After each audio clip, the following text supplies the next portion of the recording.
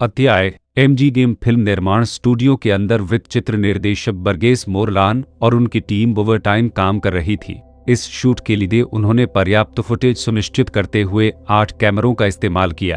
अब बर्गेस का कार्य इस फुटेज को एक तनावपूर्ण और रोमांचकारी वृत्त चित्र में संपादित करना था। 2 दिन और रात के बाद 68 मिनट की डॉक्यूमेंट्री पूरी हुई। एक स्क्रीनिंग का आयोजन किया गया। MGM boss mayor president Johnson, mayor Ross और चीफ एड के साथ रुद्र पहुंचे। बड़े शॉट्स देखने के लिए एक साथ बैठे। फिल्म की शुरुआत bank of America Los Angeles शाखा में डकैती के बारे में चमकती अखबारों की सुर्खियों से हुई।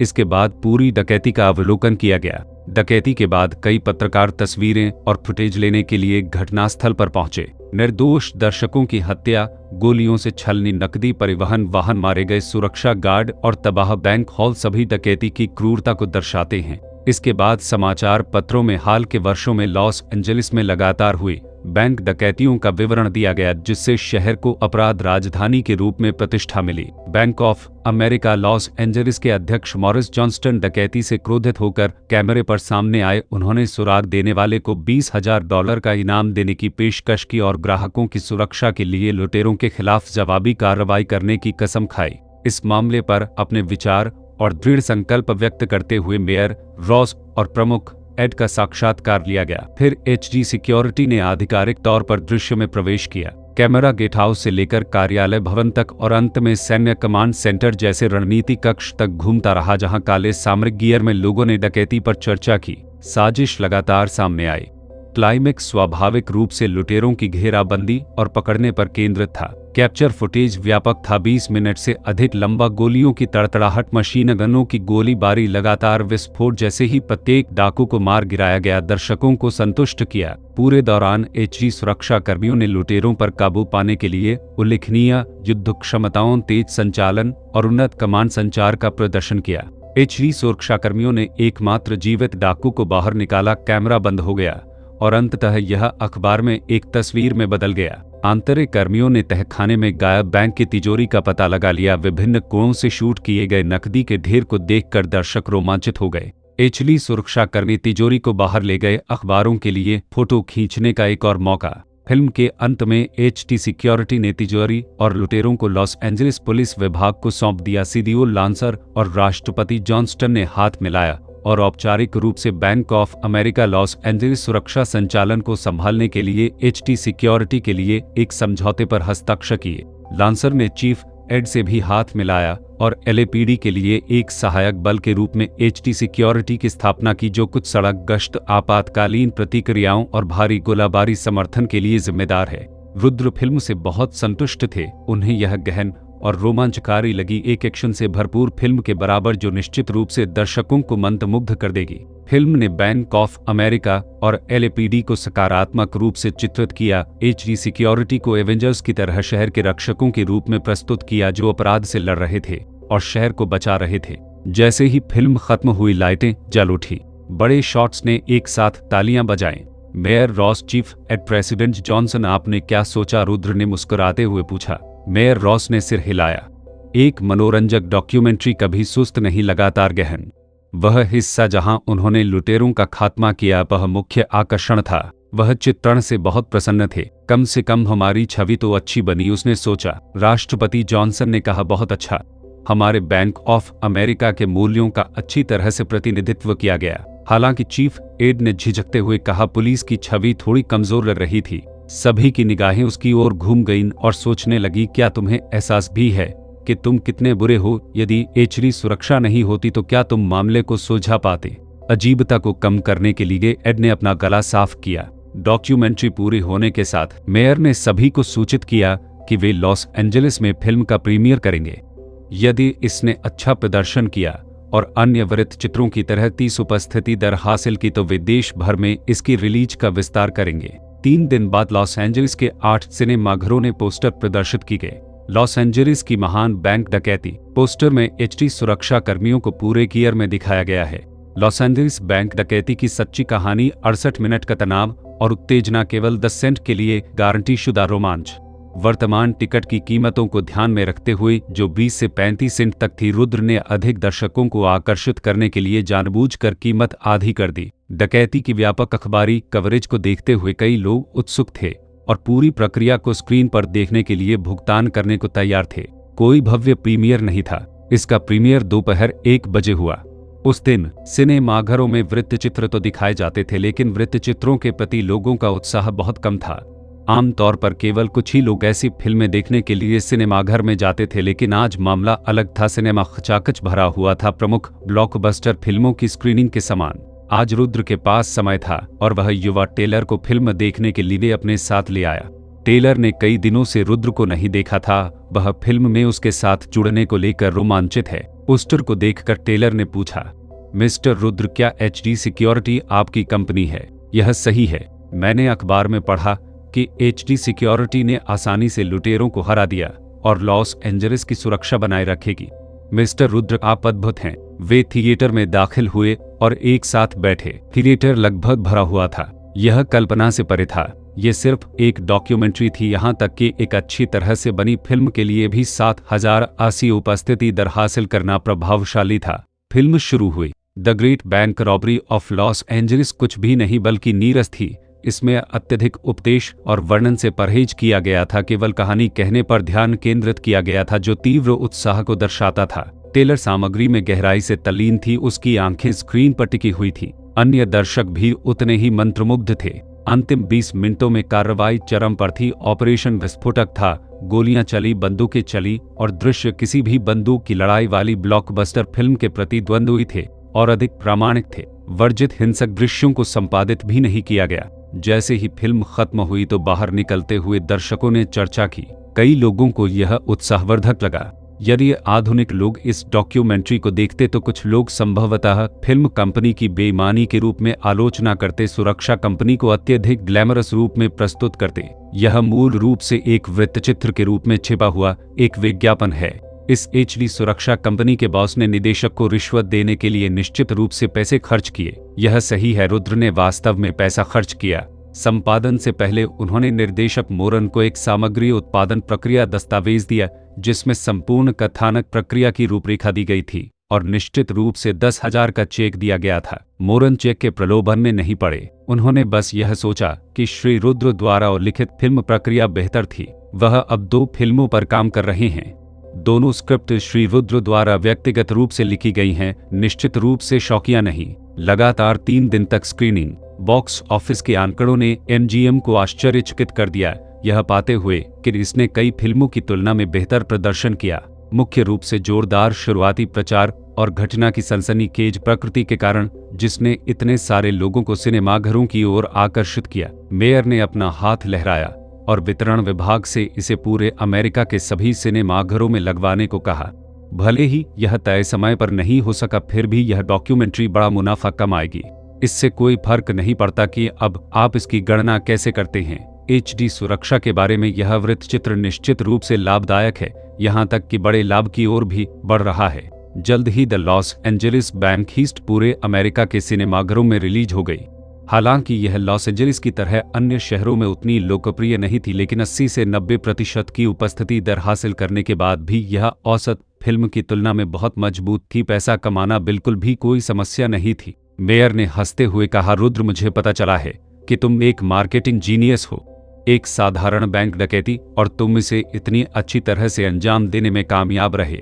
मौजूदा बॉक्स ऑफिस रुझानों के आधार पर यदि यह 1 महीने तक चलती है तो इसे बॉक्स ऑफिस पर 2 मिलियन तक पहुंचना चाहिए।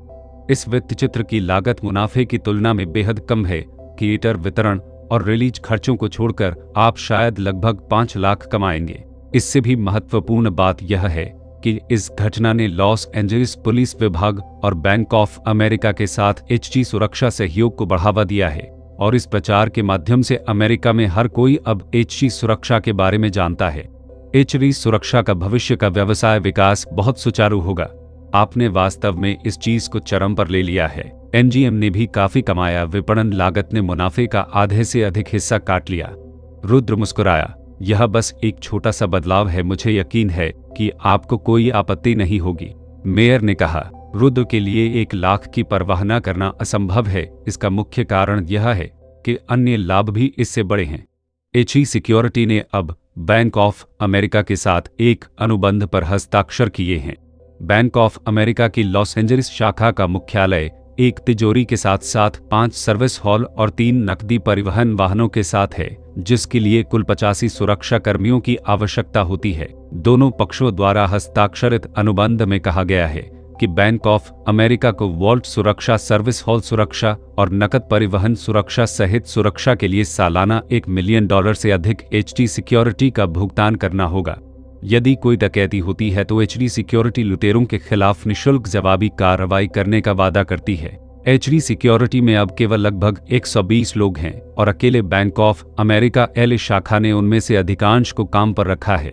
इसके बाद रुद्र ने लांसर को सख्ती से भर्ती जारी रखने का निर्देश दिया। रुद्र का आदर्श भविष्य में एचडी सिक्योरिटी को G4S जैसी कंपनी के रूप में विकसित करना है। G4S के दुनिया भर में 6,20,000 से अधिक कर्मचारी हैं, जिसका व्यवसाय 115 देशों में है और यह दर्जनों प्रकार के व्यवसाय करता है। अब एचडी सिक्योरिटी ने एक ठोस कदम आगे बढ़ाया है, अपना नाम बनाया है और अपनी दिशा पर नियंत्रण कर लिया है।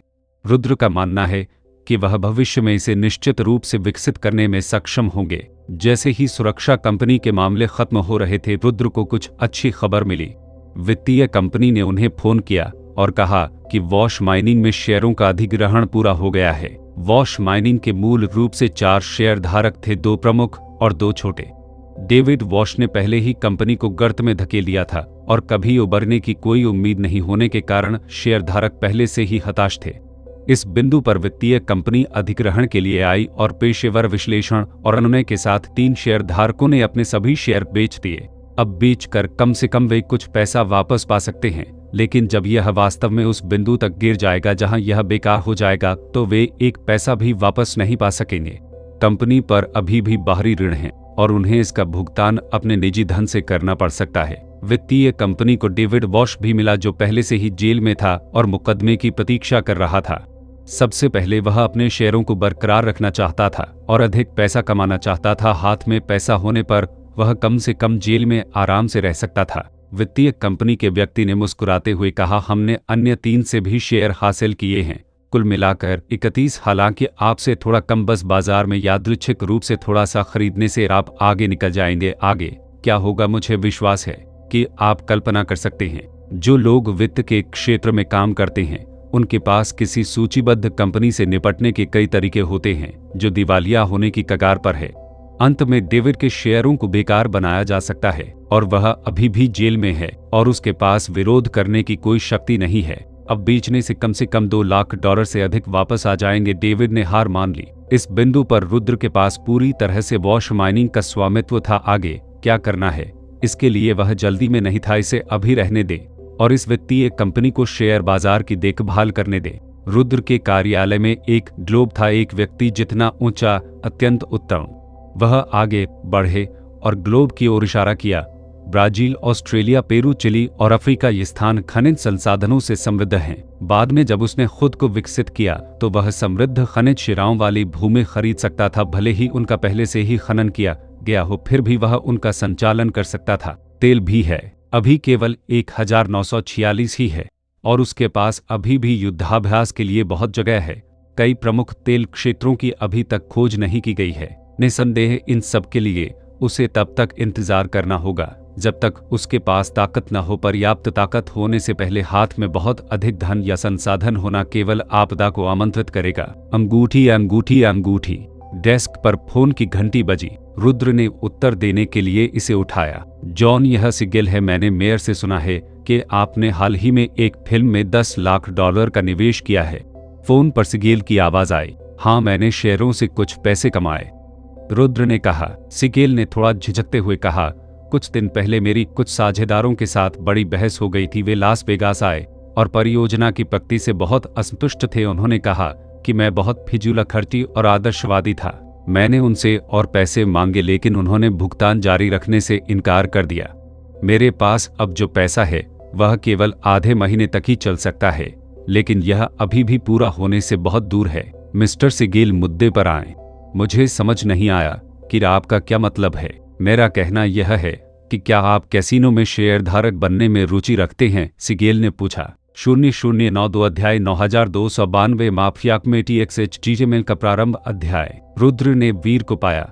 और पूछा, अभी हमारे पास कितनी नकदी है? आपको साइमन से पूछना होगा, वीर ने उत्तर दिया। साइमन को बुलाया गया और उसने रुद्र का सम्मानपूर्वक स्वागत किया।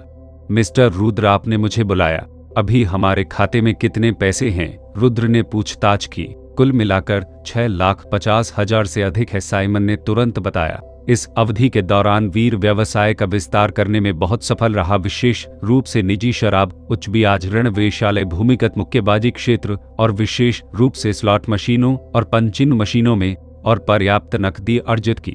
मेरे लिए 5 लाख तैयार करो, रुद्र ने निर्देश दिया। रुद्र के पास अभी भी अपने अंतिम शेयर बाजार सौदे से 2 मिलियन से अधिक था, लेकिन उसने गिरोह से एक हिस्सा लेने की योजना बनाई। स्टॉक ट्रेडिंग का पैसा वैध था, लेकिन गिरोह का पैसा गंदा था। इसे बैंक धन में बदलने के लिए इसे लॉन्ड्रिंग की आवश्यकता थी। वैध धन को गंदा करना आसान है, लेकिन गंदे धन को वैध धन में बदलना कठिन है। सिगेल को देखने की यह यात्रा इस पैसे को खर्च करने के लिए बिल्कुल उपयुक्त थी। हेनरी और मैथ्यू नीचे एक सूटकेस लेकर आए थे। वे तीनों रुद्र की पैकर्ड सेडान में चढ़ गए। पीछे एक फोर्ड थी जिसमें काले सूट में 4 आदमी हेनरी के अधीनस्थ थे। काफिला हाईवे 15 की ओर बढ़ गया। इस बार रुद्र ने उड़ान न भरने का फैसला किया। इस युग में हवाई यात्रा का अनुभव बहुत खराब था। लॉस एंजलिस से लास वेगास की दूरी 400 किलोमीटर से कुछ अधिक थी। उसने गाड़ी चलाने का फैसला किया। जब रुद्र का काफिला लास वेगास शहरी क्षेत्र में दाखिल हुआ, तब तक शाम हो चुकी थी। यह जुलाई था, लास वेगास में सबसे गर्म मौसम। दिन के दौरान सड़कें लगभग खाली थी, केवल रात में ही शहर जीवंत हो उठता था। नियन रोशनी चमक रही थी और लोग सड़कों पर हलचल कर रहे थे। यह जुआ शहर में सबसे जीवंत समय था।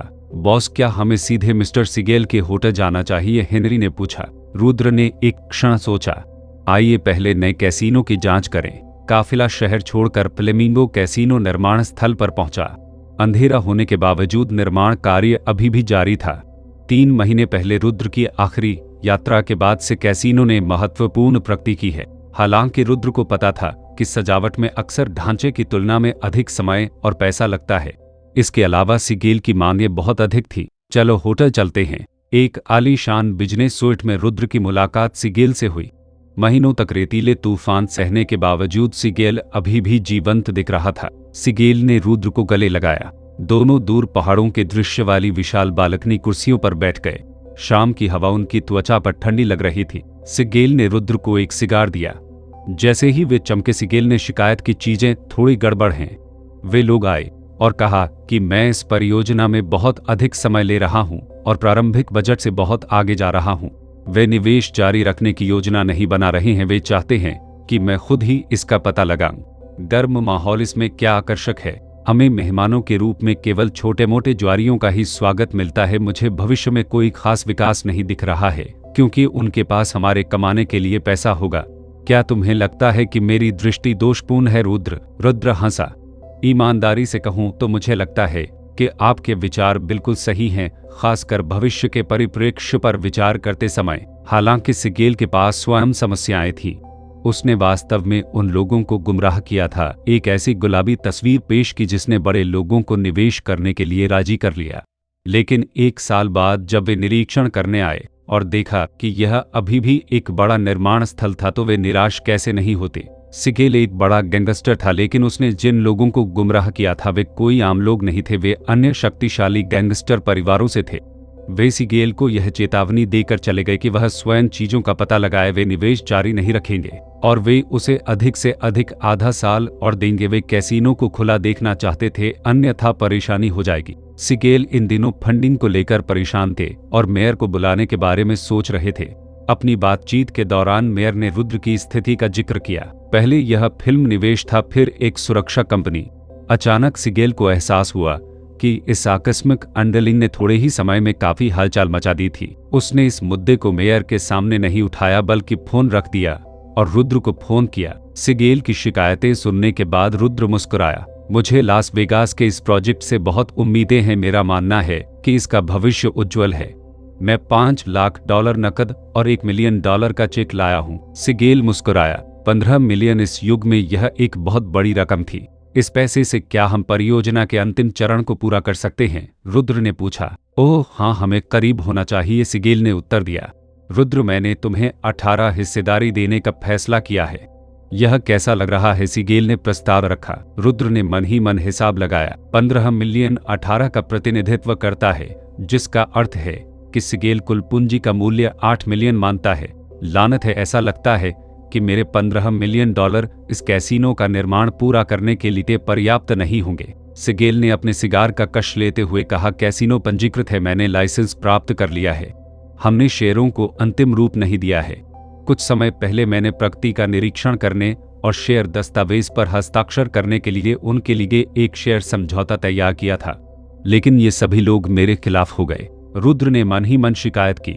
मूल रूप से इन बड़े शेयरों में से प्रत्येक ने यह सोचकर बड़ी रकम का निवेश किया कि वे प्रमुख शेयरधारक बन जाएंगे।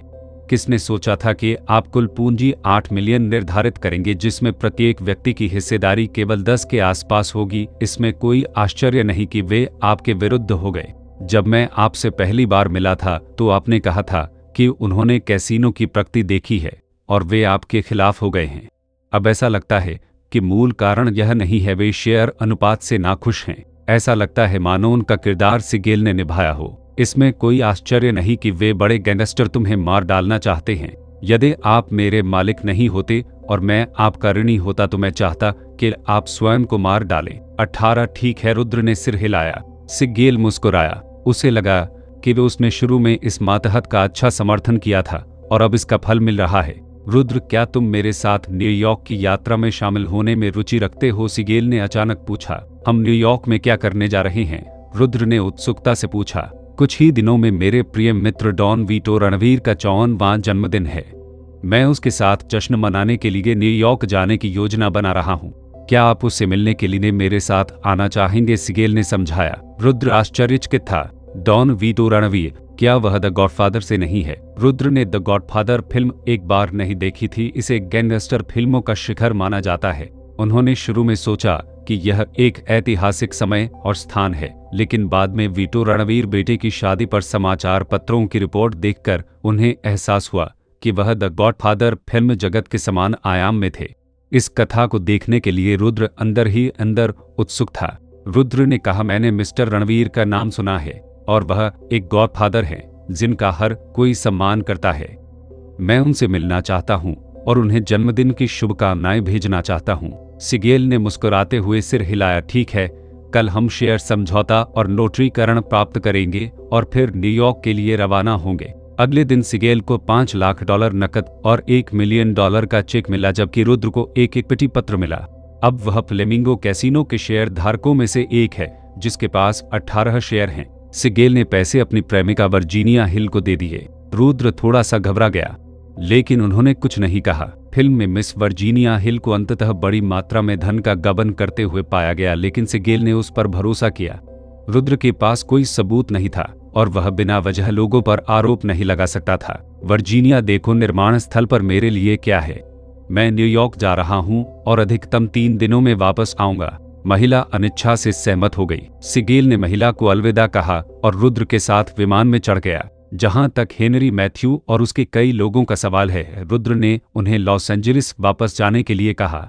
गॉडफादर की जन्मदिन की पार्टी में शामिल होने के बाद वह न्यूयॉर्क से सीधे लॉस एंजलिस के लिए उड़ान भरेंगे। इस यात्री विमान का मॉडल DC-3 है, जो द्वितीय विश्व युद्ध में C-47 परिवहन विमान था।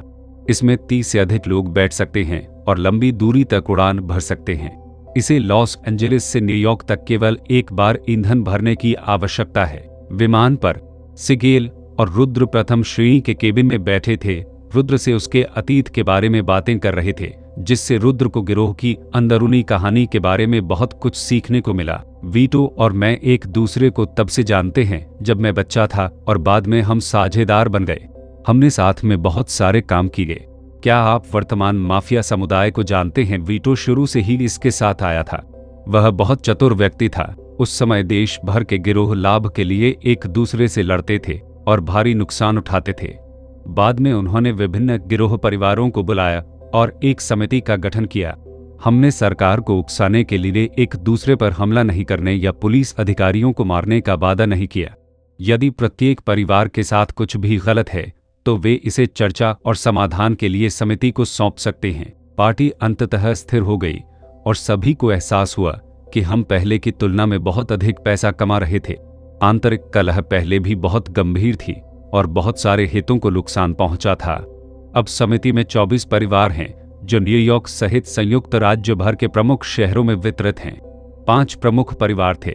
एक दिन वीटो ने मुझसे कहा, सिगेल, तुम्हें अपना परिवार बनाना चाहिए, क्यों न पश्चिमी तट का पता लगाया जाए जो एक सुनहरी भूमि है। मैं अपने लोगों के एक समूह को लॉस एंजेलिस ले आया, एक कंपनी स्थापित करना और क्षेत्र पर कब्जा करना। मुझे हॉलीवुड बहुत पसंद है। मैंने यहाँ कई दोस्त बनाए हैं। मेयर को छोड़कर केवल कुछ ही लोग मेरी पहचान जानते हैं। बाकी सभी लोग बस यही सोचते हैं कि मैं एक फिल्म कंपनी का बॉस हूँ। हाँ, वह एहसास बहुत आरामदायक है। रुद्र ने गॉडफादर फिल्म में कई प्रमुख परिवारों के बीच की लड़ाई के बारे में सोचा और पूछा, क्या समिति वास्तव में माफिया के भीतर सभी विवादों को हल कर सकती है? सिगेल हंसे। कोई भी संगठन सभी विवादों को हल नहीं कर सकता है। कुछ अनावश्यक छोटे मोटे झगड़ों को समितियों के माध्यम से हल किया जा सकता है, जिससे उन्हें 2 परिवारों के बीच लड़ाई में बदलने से रोका जा सकता है और अनावश्यक नुकसान को कम किया जा सकता है। लेकिन अगर प्रमुख हित शामिल हैं तो कोई भी इस मुद्दे को समाधान के लिए समिति में नहीं लाएगा। चाहे वह 5 प्रमुख परिवार हों या विभिन्न शहरों में परिवार, वे अपने हितों के लिए युद्ध भी शुरू करेंगे। मत भूलिए, हम अभी भी अपनी जड़ों से जुड़े गिरोह हैं। गैंगस्टरों को अच्छे लोग समझने की भूल कभी न करें। 0093 अध्याय 9393 विटो कोरलियोने से चीतमल का प्रारंभ अध्याय। न्यूयॉर्क पहुंचने के बाद रुद्र एक होटल में रुके, जबकि सिगेल को उनके घर पर दोस्तों के साथ रहने के लिए ले जाया गया। जैसे ही सिगेल जा रहा था, उसने रुद्र को कंधे पर थपथ पाया और कहा, मैं तुम्हें कल दोपहर को ले जाऊंगा। इसके साथ ही कार चली गई। लंबी उड़ान के बावजूद रुद्र को ज्यादा थकान महसूस नहीं हुई। उन्होंने एक टैक्सी ली और वॉल स्ट्रीट जैसी जगहों का पता लगाने का फैसला किया। 1940 के दशक में न्यूयॉर्क विशाल गगनचुंबी इमारतों से भरा हुआ था, जो एक आधुनिक महानगर का आकर्षण प्रदर्शित करता था। कल डॉन विटो रणवीर का जन्मदिन था और रुद्र ने सोचा कि उपहार तैयार करना अधिक विनम्र होगा। उसे क्या देना चाहिए? कुछ भी उपयुक्त न मिलने पर सड़कों पर भटकने के बाद रुद्र एक प्राचीन वस्तुओं की दुकान के पास से गुजरा।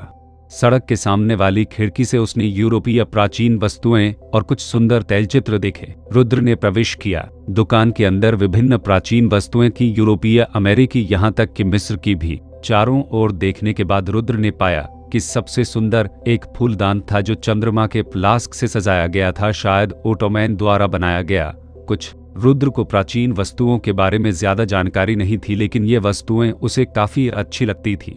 सर, ये फूलदान कितने के हैं? उसने बुजुर्ग दुकान मालिक से पूछा। आपकी रुचि किस में है? विदेशी सज्जन ने पूछताछ की। रुद्र ने बेतरतीब ढंग से एक सियान रंग के फूलदान की ओर इशारा किया। मालिक ने उत्तर दिया, इस फूलदान की कीमत 80 है। रुद्र ने सिर हिलाया। लाल वाले के बारे में क्या? वह 55 है। रुद्र ने फिर सिर हिलाया। उन्होंने याद किया कि पिछली बार उन्होंने लगभग 40 से 50 टुकड़े मुफ्त में हासिल किए थे। रुद्र को प्राचीन फूलदान में ज्यादा दिलचस्पी नहीं थी। उसे वह सुंदर लगा, लेकिन बस इतना ही।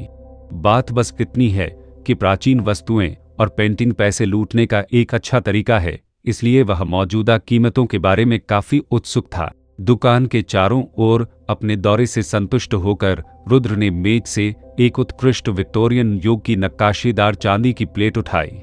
सर, कृपया इसे अच्छे से पैक करें, मैं इसे उपहार के रूप में उपयोग करूंगा। कोई बात नहीं, खुश मालिक ने सहमति व्यक्त की। प्राचीन वस्तुओं की दुकान से उपहार लेते हुए रुद्र ने विदेशों में बिखरी अनगिनत यूरोपीय प्राचीन कलाकृतियों के बारे में सोचा। अब जबकि द्वितीय विश्व युद्ध समाप्त हो चुका है, लोग कलाकृति के बजाय अपने भोजन और स्वास्थ्य के बारे में अधिक चिंतित हैं, इसलिए कीमतें इतनी अधिक नहीं हैं। यह उन्हें खरीदने का एक अच्छा समय है। एक बार जब अमेरिकी सरकार गिरोहों और अवैध धन पर नकेल कसना शुरू कर देगी तो ये कलाकृतियां एक कठिन वस्तु बन जाएंगी। यह एक अकल्पनीय संपत्ति थी जो केवल नकदी जमा करने से कहीं अधिक मूल्यवान थी। निस्संदेह वह अपने लिए कुछ प्रसिद्ध चीजें भी एकत्र कर सकता था। लगभग सभी धनी परिवार प्राचीन कला संग्रहों में रुचि रखते थे, जो मूलतः एक निवेश था। हालांकि रुद्र को इनके बारे में ज्यादा समझ नहीं थी और वह जानता था कि कलाकृति व्यवसाय गहरे पानी में है। उसे इसे संभालने के लिए किसी जानकार और भरोसेमंद व्यक्ति को ढूंढने की जरूरत थी। अगले दिन सिगेल रुद्र को लेने के लिए समय पर पहुंच गया। ड्राइवर उन दोनों को रणवीर फैमिली एस्टेट में ले गया। जब वे पहुंचे तो रणवीर एस्टेट के बाहर की सड़क पहले से ही कारों से भरी हुई थी। दोनों कार से बाहर निकले और अंदर चले गए। रुद्र ने तुरंत दृश्य को पहचान लिया। यह फिल्म के रणवीर परिवार के घर जैसा था, जिससे उसे एक परिचित एहसास हुआ। यह एक अद्भुत अनुभूति थी जिसे शब्दों में वर्णित नहीं किया जा सकता। परिचित फिर भी अजीब। इसने उसे अपने पिछले जीवन की कई बातें याद दिला दी। आंगन में प्रवेश करते ही वहां हलचल भरी हलचल थी। पुरुष, महिलाएं, युवा, बूढ़े, शायद 100 से अधिक लोग वहां थे। जैसे ही लोगों ने सिगेल को देखा, उन्होंने उसका गर्मजोशी से स्वागत किया और सिगेल ने परिचित चेहरों के साथ कुछ शब्दों का आदान प्रदान किया। जहां तक रुद्र की बात है, वह युवा और अपरिचित लग रहा था, इसलिए सभी ने उसे सिगेल का साथी, एक नगण्य व्यक्ति समझा। सिगेल रुद्र को पुरुषों से भरे लिविंग रूम में ले गया, जिनमें से कई लोग धूम्रपान कर रहे थे और बातें कर रहे थे। जब सिगेल ने प्रवेश किया तो सभी की निगाहें उस पर टिक गईं। कुछ की निगाहें स्पष्ट रूप से अमित्र थी। रुद्र ने पीछा किया और कमरे के चारों ओर नजर दौड़ाई। अंततः उसकी नजर मुख्य सीट पर बैठे व्यक्ति पर पड़ी, जो द गॉडफादर के मार्लन ब्रैंडो के चरित्र की याद दिलाता है, जो एक शांत स्वभाव प्रदर्शित करता है। उसकी आंखों में हमेशा ज्ञान की झलक होती है। रुद्र को पता था कि यह रणवीर परिवार का मुखिया वीटो रणवीर है, जो न्यूयॉर्क के 5 प्रमुख परिवारों में से एक है। तनाव को भांपते हुए वीटो रणवीर उठ खड़े हुए। ठीक है, चलो बाहर आंगन में कुछ खाना खाते हैं।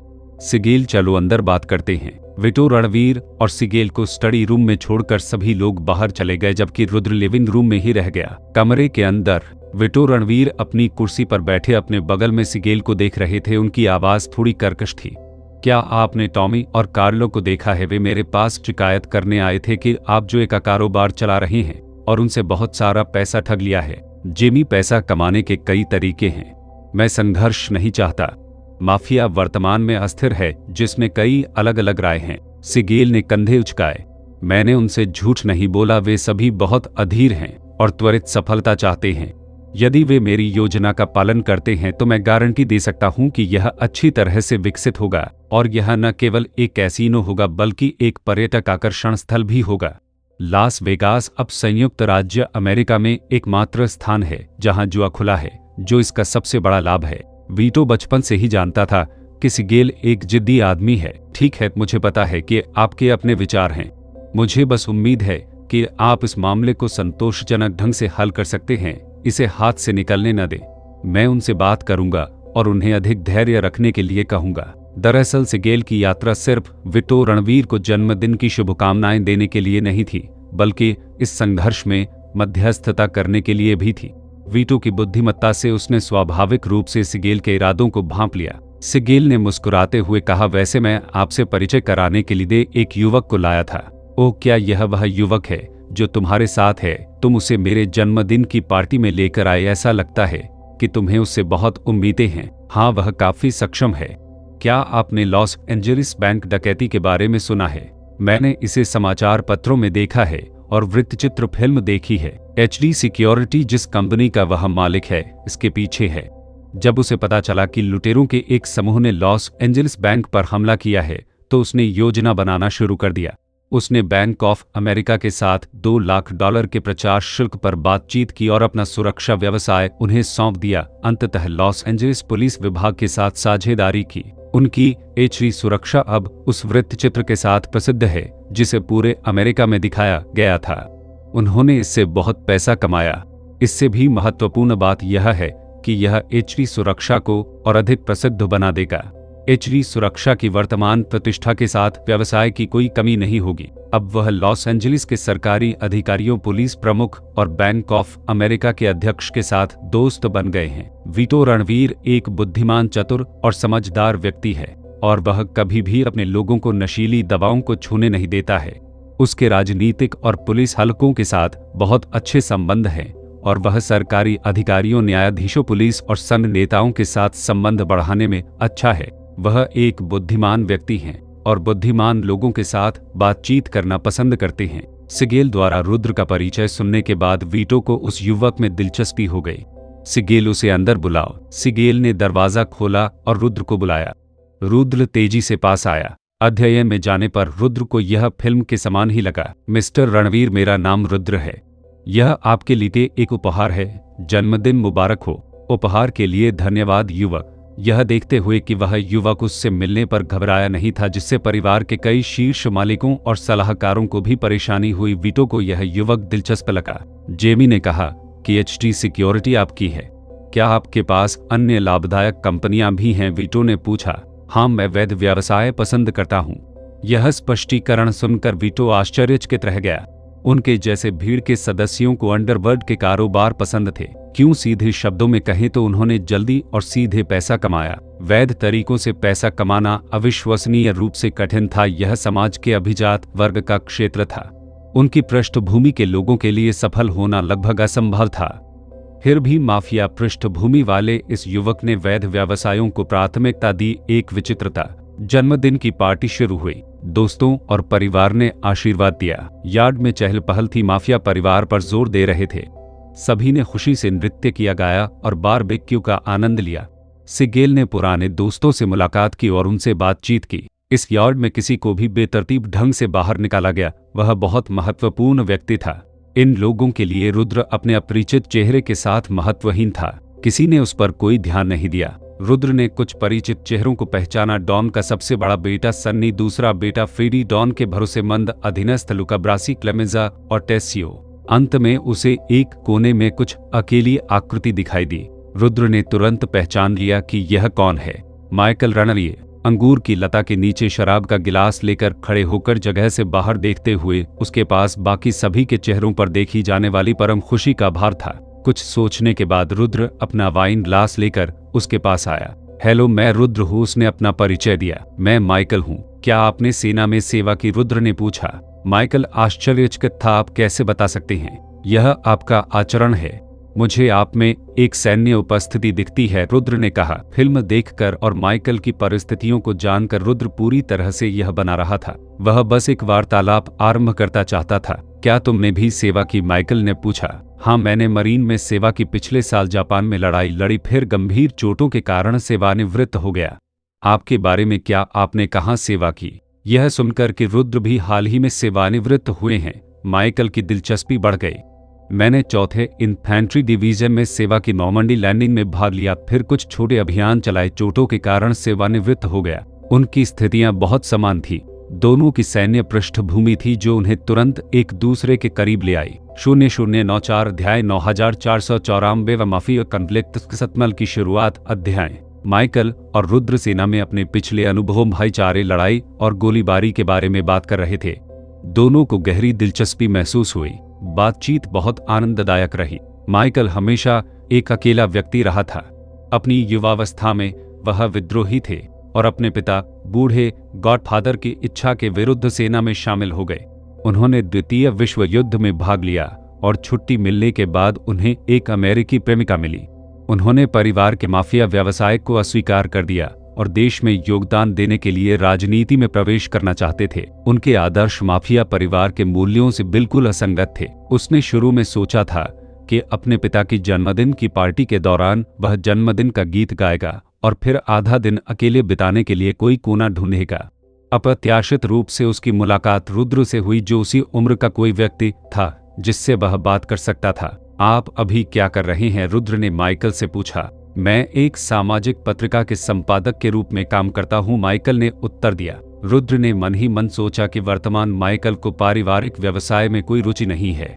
ऐसा तभी हो सकता है जब पुराने गॉडफादर को कुछ हुआ और अन्य 4 परिवारों ने रणवीर परिवार पर हमला किया कि वह नए गॉडफादर के रूप में अपनी भूमिका के प्रति पूरी तरह से जागरूक होंगे। क्या आपके पास भविष्य के लिए कोई योजना है या आप संपादक बने रहना चाहते हैं? माइकल ने सिर हिलाया। मैंने कॉलेज में संपादन का अध्ययन किया, लेकिन अगर मुझे भविष्य में मौका मिला तो मैं राजनीति में प्रवेश करना चाहता हूं और एक पार्षद या मेयर बनना चाहता हूं जो लोगों की मदद कर सके। तुम्हारे बारे में क्या? हम इतनी देर से बात कर रहे हैं लेकिन मुझे अभी भी नहीं पता कि तुम क्या करते हो, माइकल ने रुद्र से पूछा। रुद्र मुस्कुराया, अपने पेय का एक घूंट लिया और कहा, मैं यहाँ फिल्म कंपनी से मिस्टर सिगेल के सहायक के रूप में आया था, लेकिन मैं अपना खुद का व्यवसाय भी चलाता हूँ। क्या आपने एचडी सिक्योरिटी के बारे में सुना है? यह मेरी कंपनी है। उन्होंने लॉस एंजल्स बैंक डकैती के बारे में रिपोर्टें पढ़ी थीं। मामला सुलझने के बाद एचडी सिक्योरिटी को प्रसिद्धि मिली और वह इसके बारे में एक वृत्तचित्र देखने के लिए दोस्तों के साथ सिनेमा भी गए। जिससे एचटी सिक्योरिटी पर गहरी छाप पड़ी। उसे उम्मीद नहीं थी कि उसके सामने उसकी उम्र का युवक एचडी सिक्योरिटी का मालिक है। आप किसी गिरोह में शामिल नहीं हुए? माइकल ने उत्सुकता से पूछा। रुद्र ने कहा, सख्ती से कहें तो मैंने गिरोह छोड़ दिया है। मैं एक गिरोह चलाता था, लेकिन अब मैंने इसे अपने अधीनस्थों को सौंप दिया है। मैं वैध व्यवसाय में बेहतर भविष्य देखता हूँ। आप वैध व्यवसाय में बेहतर भविष्य देखते हैं? आप माफिया के विकास में विश्वास नहीं करते? माइकल ने पूछा। रुद्र ने अपने विचारों को व्यवस्थित किया और कहा, मुझे लगता है कि माफिया के पास विकास के लिए प्राकृतिक बाधाएं हैं। शायद अगले 20 या 30 वर्षों में गिरोहों के अभी भी अच्छे दिन हो सकते हैं, लेकिन जैसे जैसे समाज स्थिर होगा, माफिया व्यवसायों को बढ़ती कार्रवाई का सामना करना पड़ेगा। जुआ और तस्करी जैसे कुछ गंदे उद्योग जारी रह सकते हैं, लेकिन सरकार नशीली दवाओं के व्यापार जैसी अत्यधिक हानिकारक गतिविधियों को बर्दाश्त नहीं करेगी। वे निश्चित रूप से इस पर कड़ी कार्रवाई करेंगे। गिरोहों के लिए उच्च वर्ग में प्रवेश करना असंभव है। लोग गिरोहों से नफरत करते हैं। ऐसा कोई दिन नहीं होगा जब गिरोहों को मान्यता दी जाती हो। इसलिए मुझे लगता है कि माफिया के विकास में महत्वपूर्ण सीमाएं हैं। भले ही यह एक छोटी कंपनी हो, इसे स्वीकार किया जा सकता है और भविष्य में सरकार से समर्थन और सुरक्षा प्राप्त हो सकती है, लेकिन माफिया को नहीं। माइकल ने आश्चर्य से रुद्र की ओर देखा, क्योंकि उनके पिता वीटो रणवीर ने पहले भी उनसे ऐसी ही बातें कही थी। उसे उम्मीद नहीं थी कि उसके सामने रुद्र नाम के युवक को भी माफिया के भविष्य की इतनी स्पष्ट समझ होगी। आपको क्या लगता है कि किस वैध उद्योग का भविष्य है? माइकल ने पूछा। रुद्र मुस्कुराया। अपने समय से दशकों आगे की दृष्टि के साथ इस प्रश्न ने उन्हें परेशान नहीं किया। कई आशाजनक उद्योग हैं। युद्ध खत्म हो गया है और लोगों को एक स्थिर जीवन की आवश्यकता है। भविष्य में सेवा उद्योग मुख्य धारा बन जाएंगे। उदाहरण के लिए कपड़े, जूते, बैग, घड़ियां, विलासिता के सामान और सौंदर्य प्रसाधन। एक अन्य उदाहरण खुदरा उद्योग, बीमा उद्योग, मनोरंजन उद्योग, स्वास्थ्य देखभाल उत्पाद और रियल एस्टेट उद्योग है। माइकल रुद्र के विश्लेषण से सहमत थे। जब रुद्र और माइकल बातचीत कर रहे थे, वीटो रणवीर ने स्थिति में मध्यस्थता करने के इरादे से सिगेल और अध्ययन में सहयोग कर रहे कई माफिया मालिकों को बुलाया। कमरे का माहौल तनावपूर्ण था। बार्जिनी परिवार के दूसरे मालिक टॉमी गैग्लियानो ने सिगेल की ओर देखा और तेजी से कहा, सिगेल, शुरू में आपने हमें बताया था कि कैसीनो के निर्माण में लगभग $22 मिलियन का खर्च आएगा। हमारे 3 परिवारों में से प्रत्येक ने $5 लाख का योगदान दिया और आपने बाकी को कवर किया। शेयरों को निवेश के अनुसार विभाजित किया गया था, लेकिन कुछ महीनों के बाद आपने हमें बताया कि धन की भारी कमी है और डिजाइन बदल दिया और हमसे और पैसे मांगे। हमने 3 लाख जोड़े, जिससे यह 8 लाख हो गया। लेकिन कुछ महीनों के बाद आपने फिर से और पैसे मांगे और हमें एक नए शेयर समझौते पर हस्ताक्षर करने के लिए कहा, जिससे कुल पूंजी 8 मिलियन हो गई और हमारे प्रत्येक परिवार के पास केवल 10 हिस्सेदारी थी। ऐसा मत सोचो कि हम मूर्ख हैं। आप 8 मिलियन के लिए किस तरह का कैसीनो बना रहे हैं? क्या आप एक महल बना रहे हैं? यह सही है। मैं फ्लेमिंगो कैसीनो को रेगिस्तान में एक महल बनाना चाहता हूं, जिसमें नदियां, मरुद्यान, जैतून के पेड़, गुलाब के बगीचे, संपूर्ण मनोरंजन सुविधाएं, विशाल स्विमिंग पूल, विला और एक रेस्ट्रैक हो। हम अधिक निवेशकों को आकर्षित करने के लिए और अधिक कैसीनो बना सकते हैं, और यही लास वेगास का वास्तविक विकास होगा। सिगेल के पास एक दूरदृष्टि थी। उन्होंने लास वेगास के भविष्य के विकास पर भी विचार किया। दुर्भाग्य से उनकी दृष्टि बहुत उन्नत थी। इन माफिया आकाओं को भविष्य की योजना की परवाह नहीं थी। वे तत्काल लाभ चाहते थे। टाटाग्लिया परिवार के मालिक ने उपहास करते हुए कहा, सिगेल, हम बेवकूफ नहीं हैं। हमने वास्तुकारों से सलाह ली है।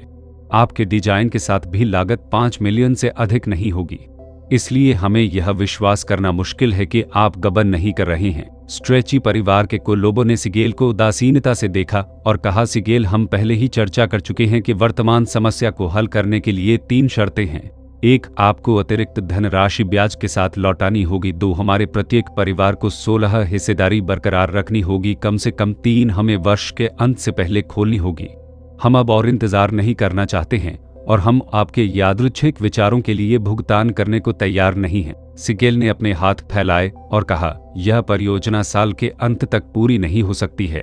मेरी योजना इसे अगले अप्रैल या मई में खोलने की है। सिगेल के उदासीन रवैये ने माफिया मालिकों को क्रोधित कर दिया। $8 मिलियन का बजट दस्तावेजित है। आप इसकी समीक्षा कर सकते हैं। मैंने पहले ही $8 मिलियन के मूल्यांकन पर 18 शेयर बेच दिए हैं और $15 मिलियन नकद जुटा लिए हैं। आपके प्रत्येक परिवार के पास 10 होना बहुत उपयुक्त है। कौन 15 मिलियन में कैसीनो के 18 शेयर खरीदेगा? बहुत अधिक पैसे वाला मूर्ख। कई माफिया मालिकों की त्योरियां चढ़ गईं। वह हरामी कौन था जिसने कैसीनो के 18 शेयर 15 मिलियन में खरीदे? क्या उसके पास खर्च करने के लिए बहुत पैसा था? रुद्र माइकल के साथ बातचीत कर रहा था। अचानक उसकी नाक में खुजली महसूस हुई और छींक आ गई। उसने कभी उम्मीद नहीं की थी कि कोई उसे मूर्ख कहकर उसका मजाक उड़ाएगा। 10 यह इन परिवारों के लिए बिल्कुल अस्वीकार्य शेयर वितरण है। उनके लिए सिगेल सिर्फ उनके पैसे का घोटाला कर रहा था। विटो रणवीर ने सभी की ओर देखा और धीरे से कहा, मैं स्थिति को समझता हूँ।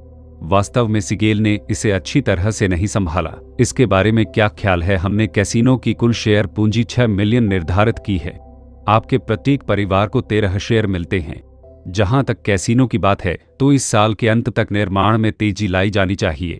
आप क्या सोचते हैं? विटो रणवीर ने अन्य मालिकों की ओर देखते हुए पूछा।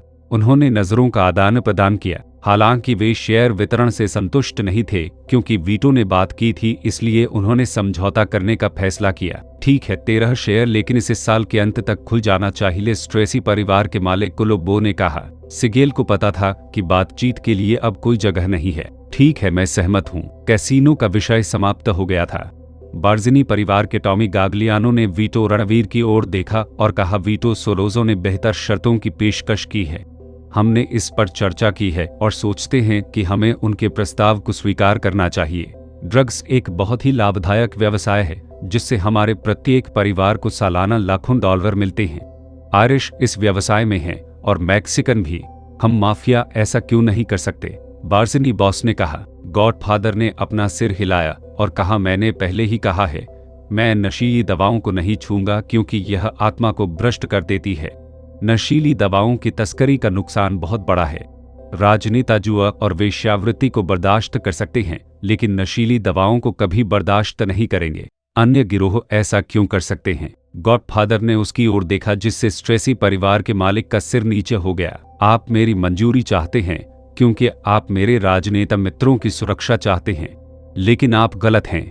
उनके साथ दोस्ती करने में सक्षम होने के लिए एक निचली रेखा की आवश्यकता होती है। अगर मैं ड्रग्स में शामिल हो जाता हूं तो मैं उन दोस्तों को खो देता हूं।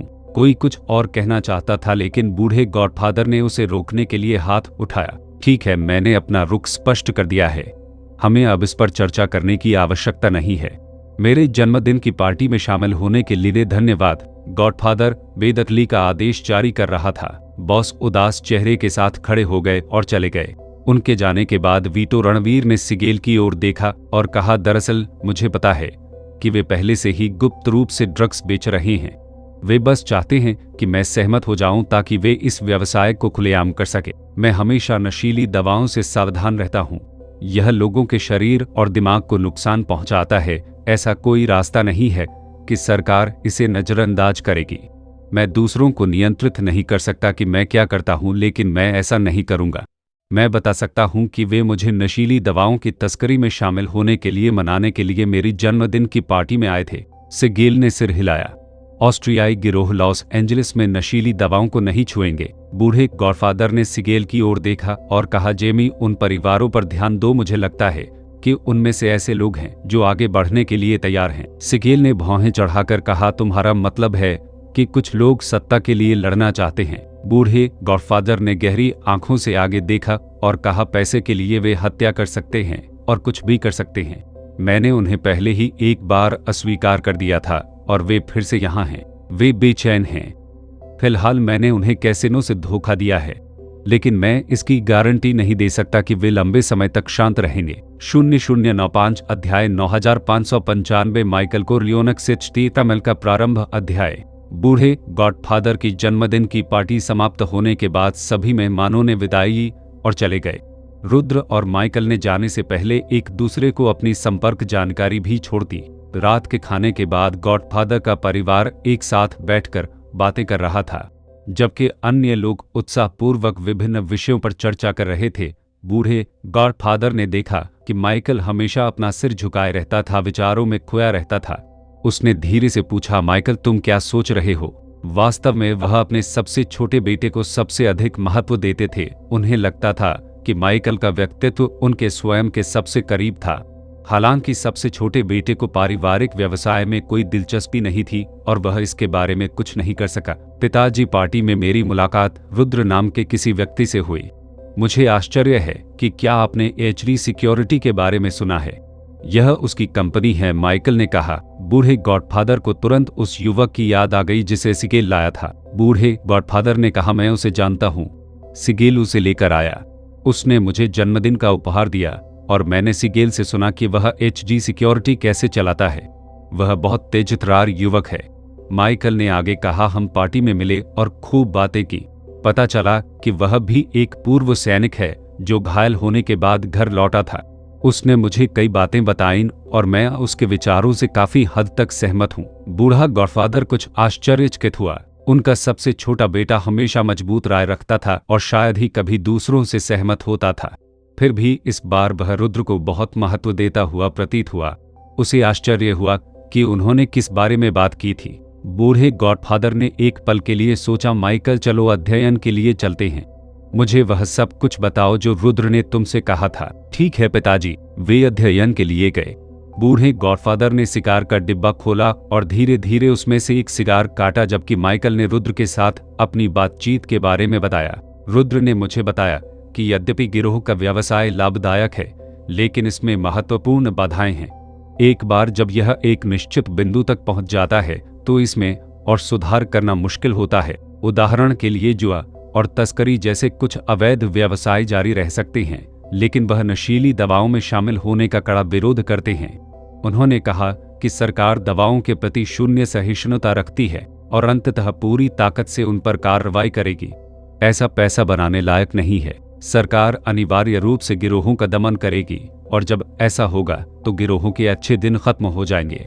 अगर हम अकेले अपनी वर्तमान ताकत पर भरोसा करते हैं तो परिणाम अपरिहार्य विनाश होगा। एक ऐसे व्यक्ति के रूप में जिसने दशकों तक एक गिरोह चलाया था और गिरोह के कारोबार में निपुणता हासिल की थी, गॉडफादर को समझ आया कि रुद्र के शब्द कितने सटीक थे। गिरोह तो गिरोह है, यह कभी भी मुख्यधारा के समाज में प्रवेश नहीं कर सकता। भले ही उसके सीनेटरों, गवर्नरों और मेयरों के साथ अच्छे संबंध थे, वह जानता था कि अगर कुछ गलत हुआ तो वे बेरहमी से उसे छोड़ देंगे। इस देश में बड़े पूंजीपतियों द्वारा प्रदर्शित शक्ति उनके जैसे गैंग लीडर से कहीं अधिक थी। कुछ देर तक कमरे में सन्नाटा छा गया। बूढ़े गॉडफादर ने अपना सिगार जलाया। वैध व्यवसाय में परिवर्तन करना आसान नहीं है। क्या उन्होंने किसी ऐसे उद्योग का उल्लेख किया है जिसे वे भविष्य में आशाजनक मानते हैं? बूढ़े गॉडफादर ने पूछा। माइकल ने सिर हिलाया। उन्होंने कहा कि युद्ध खत्म होने के साथ लोग थक गए हैं और केवल खुश और स्थिर जीवन जीना चाहते हैं। उनका मानना है कि लोगों के दैनिक जीवन की सेवा करने वाले उत्पाद मुख्य धारा बन जाएंगे। उदाहरण के लिए उपभोक्ता वस्तुएं जैसे कपड़े, जूते, बैग, घड़ियां, विलासिता की वस्तुएं, सौंदर्य प्रसाधन, दूरसंचार उत्पाद, विमानन सेवाएं, ऑटोमोबाइल, इलेक्ट्रॉनिक्स, खुदरा उत्पाद, बीमा, मनोरंजन, स्वास्थ्य उत्पाद और रियल एस्टेट। बुजुर्ग स्वास्थ्य देखभाल और चिकित्सा चाहते हैं और अमीर विभिन्न सेवाएं चाहते हैं। जब तक कोई उद्योग इन जरूरतों को पूरा कर सकता है, वह फल फूल सकता है। यह दिलचस्प है और बहुत मायने रखता है। पिताजी, रुद्र की बात सुनने के बाद मेरे पास कई विचार हैं। मैं अपना खुद का व्यवसाय शुरू करने, उसे बड़ा करने और फिर राजनीति में प्रवेश करने की योजना बना रहा हूँ। मेरा मानना है कि इस रास्ते में परिवार के वर्तमान व्यवसाय की तुलना में अधिक संभावनाएं हैं। बोलने के बाद माइकल ने बूढ़े गॉडफादर की ओर देखा। पहले पिता और पुत्र ने माइकल के भविष्य के विकास के बारे में बहस की थी। दोनों की राय मजबूत थी। इस बार माइकल को उम्मीद थी कि उनके पिता उनके विचार से सहमत होंगे। बूढ़ा गॉडफादर धूम्रपान करते हुए उभरते हुए धुएं को घूरता रहा और किसी विचार में खोया हुआ लग रहा था। माइकल ने बीच में नहीं टोका और चुपचाप उसके पास इंतजार करता रहा। काफी देर बाद आखिरकार बूढ़े गॉडफादर ने कहा, माइकल, चूंकि तुम्हारे पास एक योजना है तो उस पर आगे बढ़ो। अगर तुम्हें परिवार से किसी भी तरह के सहयोग की जरूरत होगी तो हम तुम्हारा पूरा समर्थन करेंगे। माइकल बहुत खुश था। उसे उम्मीद नहीं थी कि उसके पिता इतनी आसानी से मान जाएंगे। अभी कुछ देर पहले उसने सोचा था कि उसके पिता उसे पहले की तरह मना कर देंगे। क्या आप गंभीर हैं पिताजी? माइकल ने कुछ हद तक अविश्वसनीय होकर पूछा। हे बेशक मैं गंभीर हूँ। असल में मैंने गिरोह के विकास की सीमाओं को लंबे समय से महसूस किया है। रुद्र ने जो कहा वह बिल्कुल सच है। रणवीर परिवार अपने शिखर पर पहुंच गया है और आगे बढ़ने की कोई गुंजाइश नहीं है। मैंने पहले अन्य परिवारों के नशीली दवाओं के कारोबार में शामिल होने के प्रस्तावों को अस्वीकार कर दिया था ताकि कानूनी रूप से आगे बढ़ने का रास्ता छोड़ा जा सके। अगर हम नशीली दवाओं में शामिल हो गए तो रणवीर परिवार कभी भी अंडरवर्ल्ड नहीं छोड़ पाएगा, न केवल हम बल्कि रणवीर की आने वाली पीढ़ियां भी। बूढ़े गॉडफादर ने बोलना समाप्त किया और अपने सबसे छोटे बेटे की ओर देखा। माइकल आश्चर्यचकित था। अब उसे एहसास हुआ कि उसके पिता ने ड्रग व्यवसाय को हमेशा अस्वीकार करने का एक कारण यह भी बताया था। दोनों के बीच पहले भी अक्सर बहस होती रहती थी। उनका रिश्ता कुछ हद तक ठंडा हो गया था। इस समय माइकल को अचानक अपने पिता के गहरे प्यार का एहसास हुआ। माइकल खड़ा हुआ, आगे बढ़ा और अपने पिता को जोर से गले लगाया। पिताजी, जन्मदिन मुबारक हो।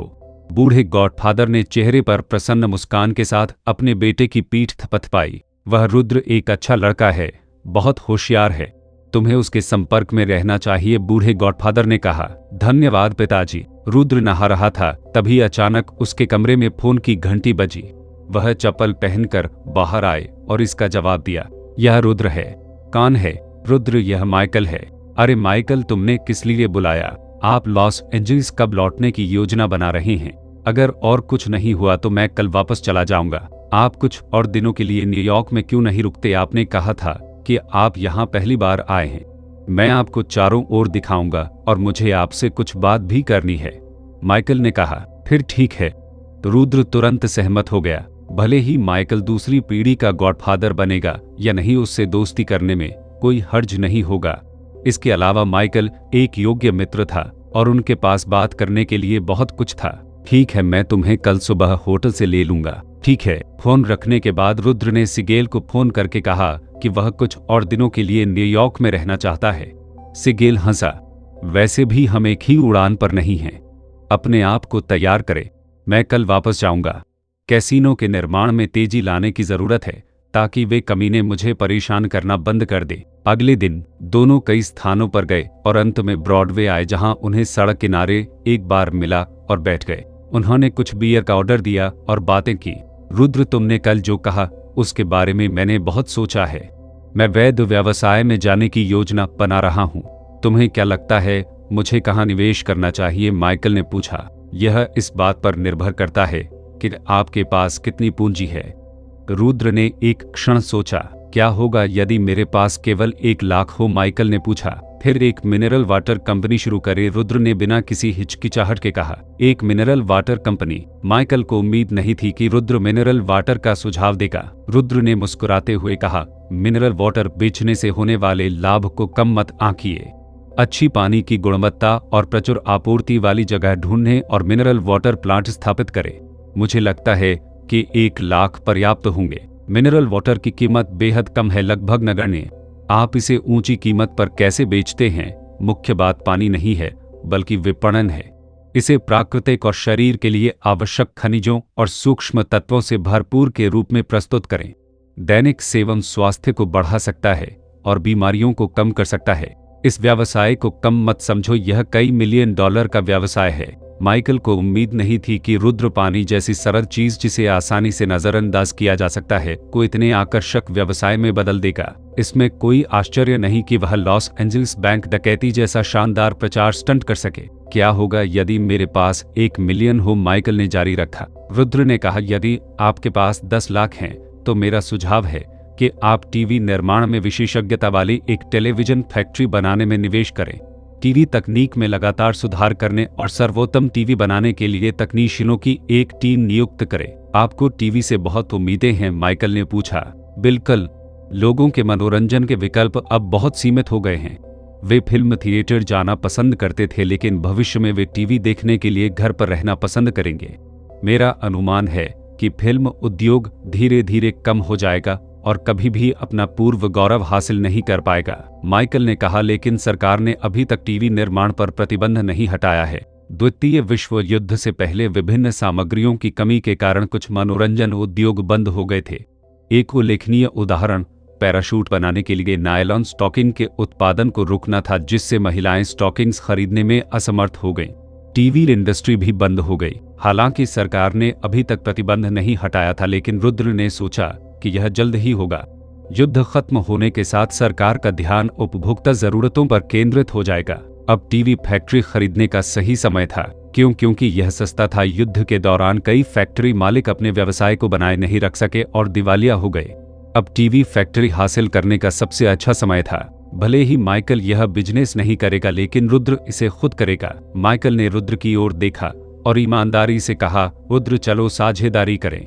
चलो एक टीवी फैक्ट्री और एक मिनरल वाटर प्लांट स्थापित करते हैं। रुद्र थोड़ा अचंभित हो गया। ऐसा लगता है कि माइकल ने वास्तव में उनकी सलाह को दिल से लिया, बिना कोई बदलाव किए उसका पालन किया। ठीक है, रुद्र ने एक शब्द में उत्तर दिया। माइकल एक वफादार और सिद्धांतवादी व्यक्ति है। उसके साथ सहयोग करना रुद्र के लिए अच्छा था। 0096 अध्याय 9696 सहयोग XHTML का प्रारंभ अध्याय। रुद्र को सहयोग के लिए सहमत होते सुनकर माइकल उत्साह से उठ खड़ा हुआ।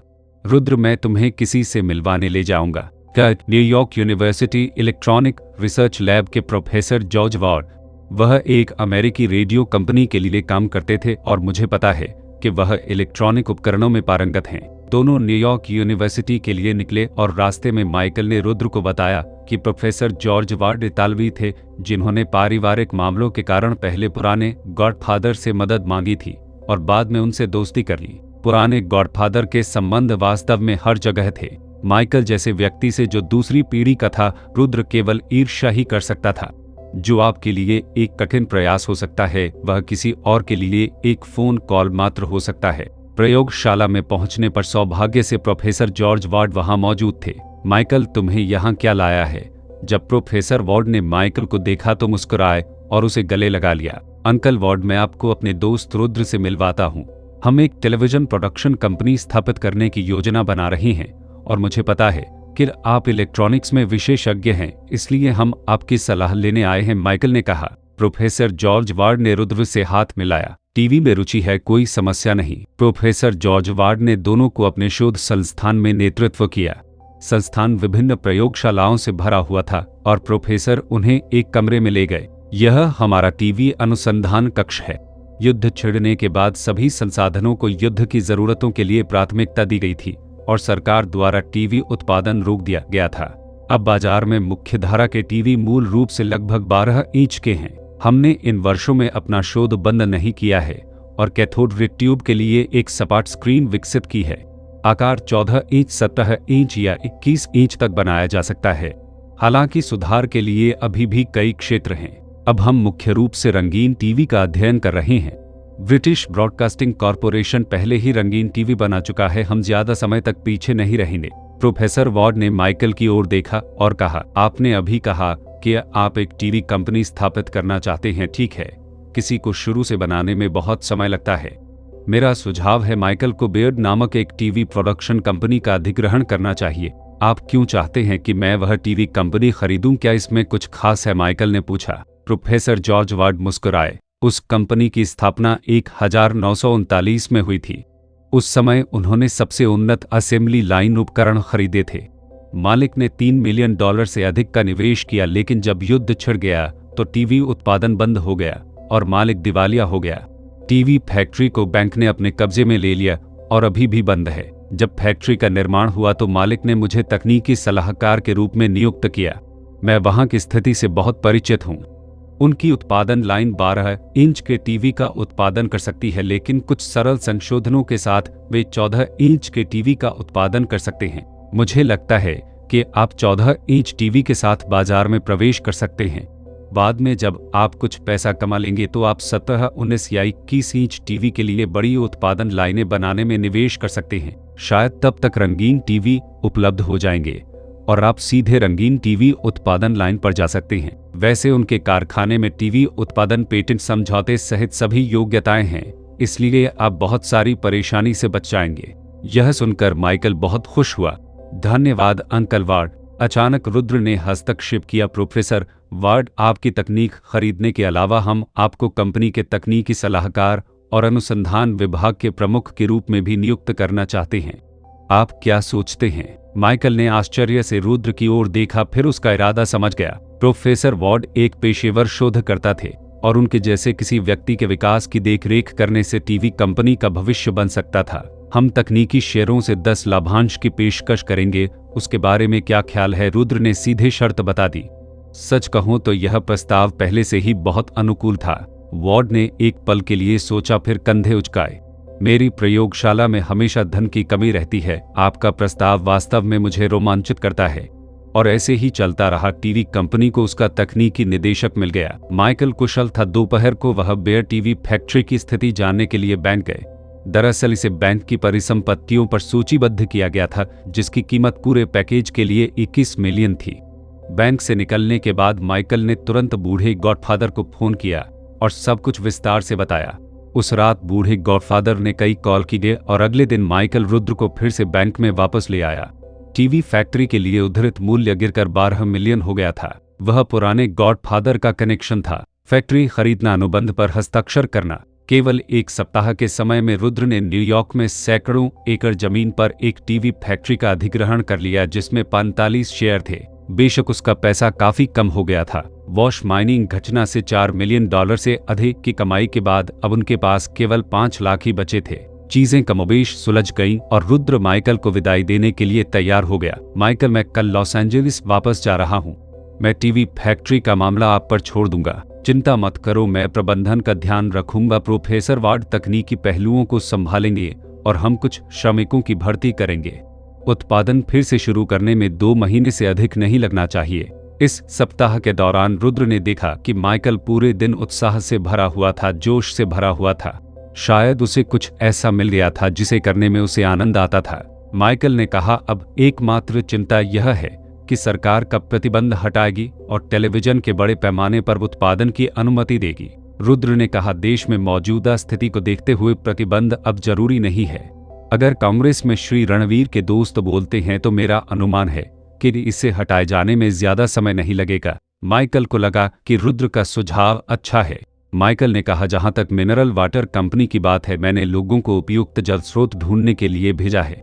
एक बार जब हमें कोई स्रोत मिल जाए और वह निरीक्षण में पास हो जाए तो हम मिनरल वाटर फैक्ट्री शुरू कर सकते हैं। 0097 अध्याय 9797 रॉकी माउंटेन स्प्रिंग एक्सिट टीकामेल का प्रारंभ अध्याय। जब मैं वापस जाऊंगा तो यह भी पूछूंगा कि क्या पश्चिमी तट पर उपयुक्त जल संसाधन स्थल हैं। पूर्वी और पश्चिमी तट बहुत दूर हैं। भले ही न्यूयॉर्क में खनिज जल संसाधन हों, उन्हें पश्चिमी तट तक ले जाना संभवतः खनिज जल की तुलना में अधिक महंगा होगा। अधिक जल संसाधनों की तलाश करना और पास में एक कारखाना बनाना सबसे अच्छा समाधान है।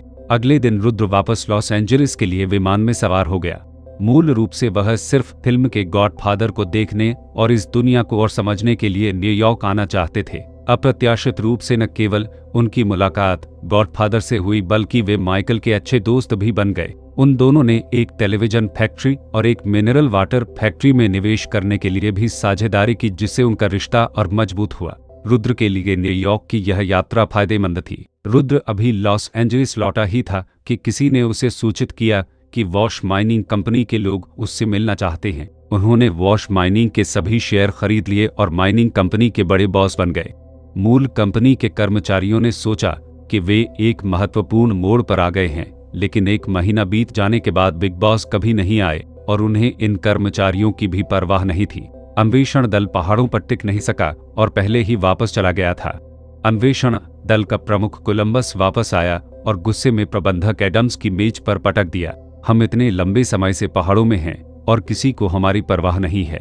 किसी ने हमें नहीं बताया कि हमारे पुराने बॉस को गिरफ्तार कर लिया गया है और अब कंपनी ने हाथ बदल दिए हैं। मैं यहाँ अपना वेतन मांगने आया हूँ और आप कहते हैं कि 1 पैसा भी नहीं है। एडम्स, क्या आप मानते हैं कि अगर बाहर के 20 से अधिक नियोक्ताओं ने यह खबर सुनी तो वे यार्ड में एक छेद खोदेंगे और आपको जिंदा दफना देंगे? एडम्स भी असहाय थे। उसने कंधे उचकाए। वास्तव में कंपनी के खातों में कोई पैसा नहीं है और कर्ज का ढेर भी है। शेयरधारकों ने अपने सभी शेयर बेच दिए हैं और अब हमारे बॉस को रुद्र कहा जाता है। मैंने उन्हें पहले कभी नहीं देखा था।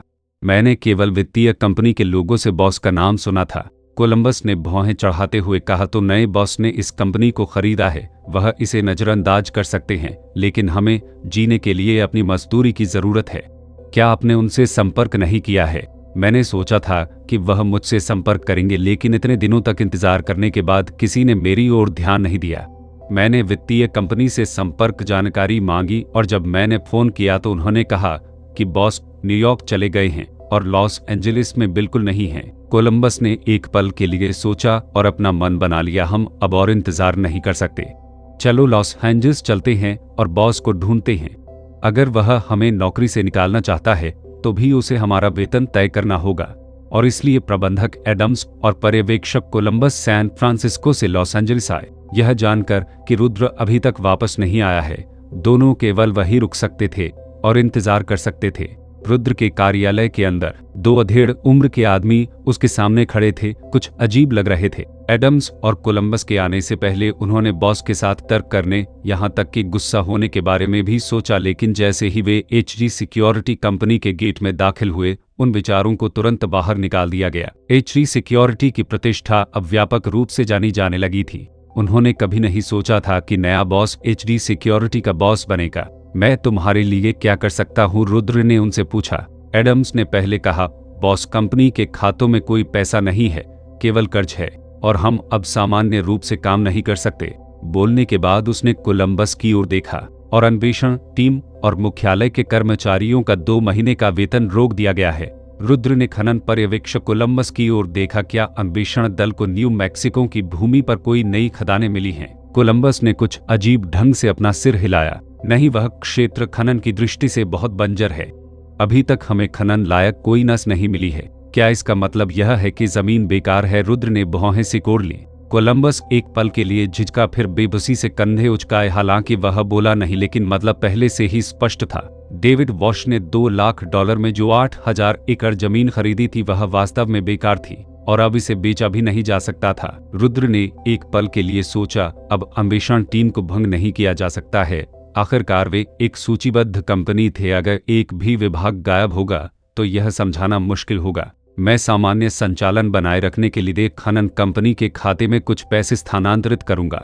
अतिदेय वेतन का पूरा भुगतान किया जाएगा। जहां तक आपकी अन्वेषण टीम का सवाल है, अभी आराम करने के लिए कुछ समय लें और जब कोई नया मिशन होगा तो हम आपको सूचित करेंगे। यह सुनकर कि बॉस उन्हें पैसे देने वाला है, दोनों बहुत खुश हुए। झुककर धन्यवाद व्यक्त करने के बाद वे जाने के लिए तैयार हुए। जैसे ही दोनों जाने वाले थे, रुद्र को अचानक कुछ याद आया और उसने यूं ही पूछ लिया, कोलंबस, क्या न्यू मैक्सिको के उस क्षेत्र में कोई अच्छा जल संसाधन है? जल संसाधन प्रचुर मात्रा में हैं। रॉकी पर्वत से पिघलती बर्फ, साथ ही पहाड़ी झरने के पानी की एक बड़ी मात्रा बहुत बड़ी प्रवाह दर के साथ कई विशाल घाटी नदियों का निर्माण करती है। जब हम पहाड़ों में खोज कर रहे थे तो हमने पहाड़ी झरने का पानी पिया। मैंने खनन का अध्ययन किया है और मैं पानी के बारे में थोड़ा जानता हूँ। मैं यह कहने का साहस करता हूँ कि यह सबसे अच्छे पानी में से एक है जो मैंने कभी चखा है। स्वाभाविक रूप से मिठास के संकेत के साथ रुद्र की आंखें चमक उठीं और अचानक उसके दिमाग में विज्ञापन का एक नारा उभर आया, ताजा और मीठा रॉकी माउंटेन वसंत अपवाह ब्लूम में जंगली फूलों के बीच से गिरता है। रुद्र ने लॉस एंजलिस में जल गुणवत्ता निरीक्षण विभाग से 2 कर्मचारियों को नियुक्त करने के लिए बहुत पैसा खर्च किया। कोलंबस पूर्वेक्षण टीम के नेतृत्व में वे न्यू मैक्सिको की ओर बढ़े। हालांकि जुलाई में गर्मी थी, रॉकी पर्वत की चोटी अभी भी बर्फ से ढकी हुई थी। वे पहाड़ों की गहराइयों तक चट्टानों पर चढ़ गए। यहाँ की वनस्पति हरी भरी थी और हवा शुद्ध थी। यह बिना किसी प्रदूषण के स्वर्ग था। 009 अध्याय 9898 आत वक्स के सतमल का प्रारंभ अध्याय। जैसा कि कोलंबस ने वर्णन किया था, यह क्षेत्र जल संसाधनों से समृद्ध था। यहाँ कई घाटी नदियां थीं जो प्रचुर और साफ थीं। पीने पर पानी का स्वाद थोड़ा मीठा था। निरीक्षकों ने कहा कि पानी थोड़ा क्षारीय था, जिसका स्वाद मीठा हो सकता है और यह मानव स्वास्थ्य के लिए अधिक फायदेमंद है। कई नदियों से पानी के पर्याप्त नमूने एकत्र करने और उन पर सावधानी पूर्वक लेबल लगाने के बाद वे तेजी से लॉस एंजलिस लौट आए। 2 दिनों के भीतर पानी की गुणवत्ता रिपोर्ट तैयार की गई। रिपोर्ट ने संकेत दिया कि पानी प्राकृतिक रूप से थोड़ा क्षारीय था, जो लाखों वर्षों से पहाड़ों में विकसित हुआ था। इसमें potassium, calcium, sodium, magnesium, metasilicic acid और अन्य आवश्यक खनिज और ट्रेस तत्व शामिल थे। पानी प्राकृतिक रूप से शुद्ध, स्वाद में कुरकुरा, स्वास्थ्य के लिए फायदेमंद और लंबे समय तक मानव उपभोग के लिए उपयुक्त था। रिपोर्ट पढ़कर रुद्र मुस्कुराया। उन्होंने शुरू में सोचा था कि यह क्षेत्र एक बेकार बंजर भूमि है, लेकिन बाद में उन्हें पता चला कि इसमें असली खजाना है। इस मिनरल वाटर का होना सोने की खदान खोजने के समान था और यह अक्षय था। रुद्र ने फोन उठाया और न्यूयॉर्क बुलाया। जल्द ही माइकल ने जवाब दिया और रुद्र ने उसे पूरी प्रक्रिया बताई। माइकल को भी सुखद आश्चर्य हुआ। माइकल ने कहा, यह शानदार है रुद्र, मेरे पास आपके लिए भी कुछ अच्छी खबर है। कांग्रेस से खबर आई है कि टेलीविजन प्रोडक्शन पर लगा प्रतिबंध जल्द ही हटा लिया जाएगा। अच्छी खबर का एक और टुकड़ा। ऐसा लग रहा था कि पुराने गॉडफादर ने अपना प्रभाव डाल दिया है। उन्होंने फिल्म द गॉडफादर के एक दृश्य को याद किया जहां पकड़े गए सिसिली कैदियों के एक समूह को इटली वापस भेजा जाना था। इन लोगों ने गॉडफादर से मदद मांगी, जिन्होंने एक सीनेटर को कांग्रेस में राष्ट्रीय कानून में बदलाव का प्रस्ताव देने के लिए राजी किया, जिससे अंततः कैदियों को अमेरिकी नागरिक बनने की अनुमति मिल गई। इससे गॉडफादर का काफी प्रभाव प्रदर्शित हुआ। माइकल, आइए अपने निवेश को जल्द से जल्द वापस पाने के लिए मिलकर कड़ी मेहनत करें, रुद्र ने कहा। निश्चित बात, माइकल ने मुस्कुराते हुए उत्तर दिया। इसके बाद रुद्र ने खनन कंपनी के प्रबंधक एडम्स और अन्वेषण टीम के नेता कोलंबस को बुलाया। मैं न्यू मैक्सिको में उस जमीन पर एक मिनरल वाटर प्लांट बनाना चाहता हूँ। क्या आप इसे संभाल सकते हैं? यदि नहीं तो मैं किसी और को ढूंढ लूंगा। यदि आप निर्माण कार्य अच्छा करते हैं तो आप दोनों को पर्याप्त बोनस मिलेगा। बोनस के बारे में सुनते ही दोनों तुरंत उत्साहित हो गए। चिंता मत करो बॉस, हमें खदान से संबंधित किसी भी चीज से कोई समस्या नहीं होगी। एडम्स और कोलंबस दोनों ही काफी सक्षम थे। उनके पास खनन सुविधाओं के निर्माण का अनुभव था और मिनरल वाटर संयंत्र का निर्माण करना आसान होगा। ठीक है, यह कार्य आपका है। मुझे प्रगति के बारे में सूचित करते रहो, रुद्र ने निर्देश दिया। हाँ बॉस, उन्होंने मुस्कुराते हुए जवाब दिया। अंततः उनके पास करने के लिए काम था और करने के लिए कुछ नहीं होने से वे और अधिक असहज हो गए, क्योंकि इसका मतलब था कि उन्हें किसी भी समय निकाल दिया जा सकता था। एडम्स और कोलंबस के जाने के ठीक बाद एक सहयोगी ने रुद्र को रिपोर्ट करने के लिए आया। बॉस, हमें अभी न्यूयॉर्क से एक शिपमेंट मिला है, इस पर आपके हस्ताक्षर हैं। रुद्र को तुरंत याद आया, यह वही ऑयल पेंटिंग्स होंगी जो उसने न्यूयॉर्क के उस एंटीक स्टोर से खरीदी थी। पैकेजों को भंडारण कक्ष में ले जाएं, रुद्र ने आदेश दिया। इससे पहले रुद्र ने कुछ कलाकृतियां प्राप्त की थी और सुरक्षा कंपनी की तीसरी मंजिल पर एक भंडारण कक्ष स्थापित किया था। कमरा लकड़ी की अलमारियों से भरा हुआ था और उन पर कलाकृतियां रखी हुई थी। हालांकि वहां केवल कुछ दर्जन टुकड़े थे और यह खाली लग रहा था। भंडारण कक्ष में पहुंचने पर उन्होंने अपने आदमियों को लकड़ी के बक्सों को खोलने और कलाकृतियों को अलमारियों पर रखने का निर्देश दिया। अलमारियां अब भर चुकी थी। उसे थोड़ी सी उपलब्धि का एहसास हुआ। उन्हें वास्तव में ये कलाकृतियां पसंद आईं। तेल चित्रों के अलावा उन्हें लगा कि मूर्तियां वास्तव में कम परीक्षण वाली थीं। उन्होंने लॉस एंजलिस या शायद न्यूयॉर्क में कलाकृतियों की दुकानों की जांच करने के बारे में सोचा, जहां अधिक यहूदी लोग थे जो अपनी समृद्धि और कला संग्रह के लिए प्रसिद्ध थे। लेकिन उसने हार मान ली, क्योंकि वह कला उद्योग में बिल्कुल नया था और उसे आसानी से धोखा दिया जा सकता था। बेकार महसूस करते हुए रुद्र ने महिलाओं के बारे में सोचा। अवा अभी भी न्यू मैक्सिको में फिल्म की शूटिंग कर रही थी, लेकिन उसे अगले 2 हफ्तों के भीतर जल्द ही वापस आना चाहिए। उन्होंने एलिजाबेथ टेलर को 1 सप्ताह तक नहीं देखा था और आश्चर्यचकित थे कि उनका अभ्यास कैसा चल रहा था। रुद्र ने टेलर के घर वालों को फोन किया और टेलर ने रुद्र की आवाज सुनकर उत्साह में लगभग चिल्लाते हुए जवाब दिया, मिस्टर रुद्र, आप न्यूयॉर्क से वापस आ गए हैं? हाँ, मैं वापस आ गया हूँ। अभ्यास कैसा चल रहा है? रुद्र ने पूछा। मुझे लगता है कि यह अच्छा चल रहा है। क्या आप देखना चाहेंगे? टेलर ने सुझाव दिया। यह लड़की उससे मिलना चाहती थी। रुद्र गाड़ी से टेलर के घर गया, जहां श्रीमती सारा ने उसका स्वागत किया। टेलर मुस्कुराते हुए उसकी ओर भागा। लड़की ने एक कैजुअल जैकेट पहना हुआ था जो उस लाड़-प्यार वाली राजकुमारी से बहुत अलग लग रही थी जब वे पहली बार मिले थे। अब वह एक सामान्य हाई स्कूल की लड़की की तरह दिखती थी। इतना खराब भी नहीं। उसे अब वह एहसास हो गया है। रुद्र को यह स्वीकार करना पड़ा कि टेलर एक स्वाभाविक अभिनेता हैं। टेलर ने रुद्र के लिए कुछ दृश्य प्रस्तुत किए जिन्होंने कुछ क्षेत्रों की ओर इशारा किया और टेलर स्वीकृति में सिर हिलाते रहे। वह अब दिल की गहराइयों से रुद्र की प्रशंसा करती है। रुद्र जो भी कहता है उस पर विश्वास करती है। प्रदर्शन के बाद उन तीनों ने इत्मीनान से बातचीत की। रुद्र ने टेलर के लिविंग रूम में लटकी हुई पेंटिंग देखी और अचानक उसे याद आया कि टेलर के पिता एक व्यापारी थे जो पेंटिंग बेचते थे। शायद वह निवेश के तौर पर उनसे कुछ यूरोपीय तैलचित्र खरीद सकते थे। श्रीमती सारा, मुझे तैलचित्र बहुत पसंद हैं। मुझे आश्चर्य है कि क्या मिस्टर टेलर के पास प्रसिद्ध कलाकारों की कोई कृति है? रुद्र ने पूछा। यह पता चला है कि मिस्टर रुद्र को भी पेंटिंग्स पसंद हैं। अगर आप कुछ देखना चाहते हैं तो हम गैलरी में क्यों नहीं जाते? भले ही उनके पास कुछ नहीं है, मिस्टर टेलर आपको कुछ हासिल करने में मदद कर सकते हैं, श्रीमती सारा ने उत्तर दिया। रुद्र ने सोचा कि यह एक अच्छा विचार है, इसलिए वे तीनों मिस्टर टेलर की गैलरी में चले गए। गैलरी काफी विशाल थी, सुंदर सजावट के साथ, लगभग एक छोटी कला प्रदर्शनी की तरह।